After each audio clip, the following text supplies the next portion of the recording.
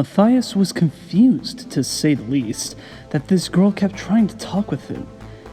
Every day she would bring some of her stuff to play with. The action that sealed the deal was when she seemed to defend him against his obnoxious classmates. They seemed to always leave him alone whenever she was around. It wasn't even until 4th grade that Matthias finally spoke to her. She was remarking how close middle school was, commenting that it was a step away from high school, and I know, it's very exciting, Matthias finally said. Veronica looked at him for a minute in surprise, then simply punched his arm and laughed. About time you spoke up. He laughed too. The two grew to be close friends over the years. Veronica showed Matthias how to play pranks on their obnoxious classmates for revenge, and eventually, Matthias ended up letting her interact with his imaginary world. His imaginary friends were confused, but welcomed her. Rock was the only one who seemed suspicious of her, but he never made a big deal about it. She helped them with missions and more, like the time she was able to stop Zapper, the electric man, by dousing him in water.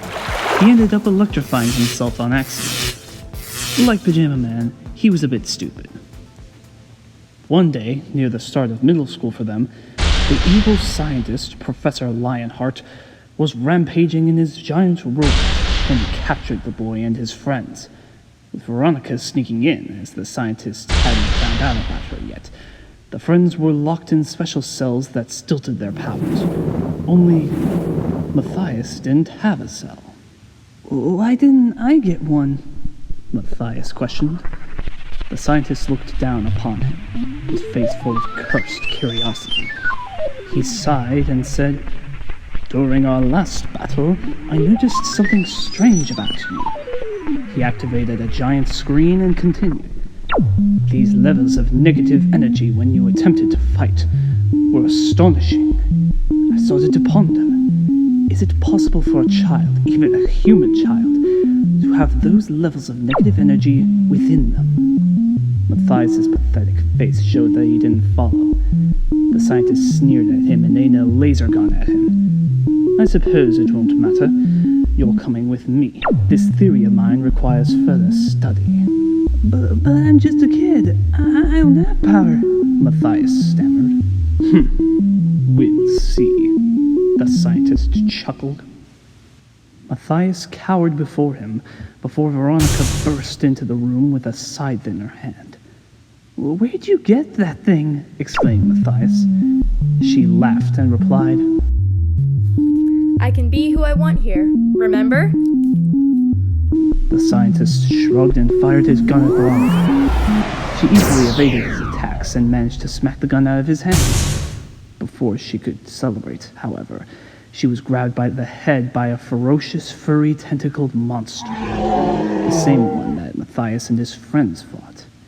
Veronica struggled and Matthias did a double take. "I've learned not to come to battle with you all alone," jeered the scientist.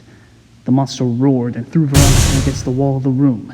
She smacked to the floor and Matthias gasped. "Typical from you, coward," the scientist pointed out in a condescending manner.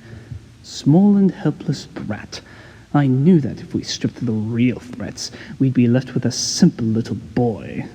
Something about him seemed to be looking for something in Matthias. Matthias didn't notice. His rage began to grow. He was suddenly reminded of his classmates, how much he hated their treatment of him. He remembered how they'd poke fun at him just to see his reaction and act like he was the one who started it. He just wanted all of them to stop, to leave him alone. Then, with a sudden ache in his head, he opened his eyes and found himself on the other side of the room, with the scientists on the floor,